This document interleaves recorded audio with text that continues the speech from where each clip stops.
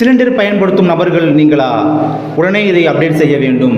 Cylinder விநியோகம் செய்யும் வழங்கப்படும் ரசீதில் KYC நிலுவையில் உள்ளது என்ற முத்திரையை ஏஜென்சிகள் பதிவு செய்து அனுப்புகின்றன.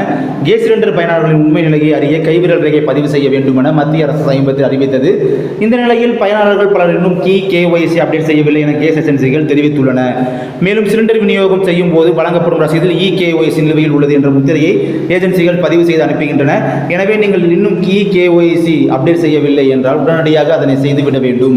இல்லை என்றால் அரசு வழங்கும் மானியம் உங்களுக்கு கிடைக்காமல் போவதற்கான வாய்ப்புகள் உள்ளன. KYC அப்டேட் செய்வது எப்படி? KYC வீட்டிலிருந்தும் ஆன்லைனிலே அப்டேட் செய்ய முடியும். முதலில் www.mylbg.in என்ற இணையதளத்திற்கு செல்லவும். அங்கே வலது பக்கத்தில் Bharat gas, HP gas, Indian gas என்ற ஆப்ஷன்கள் இருக்கும். அதை கிளிக் செய்யவும். பிறகு அதை தொலைபேசியுடன் உள்நுழையவும். உங்கள் KYC புதுப்பிக்கப்பட்டதா இல்லையா என்பதை அங்கு நீங்கள் சரி பார்க்கலாம்.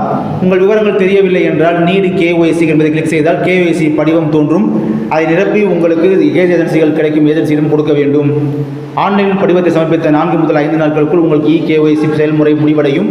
அதன் பிறகு மானிய விலையில் சிலிண்டர் பெறலாம். KYC ஏற்கனவே அப்டேட் செய்திருந்தால் மானியம் பெறுவதில் பிரச்சனை இல்லை.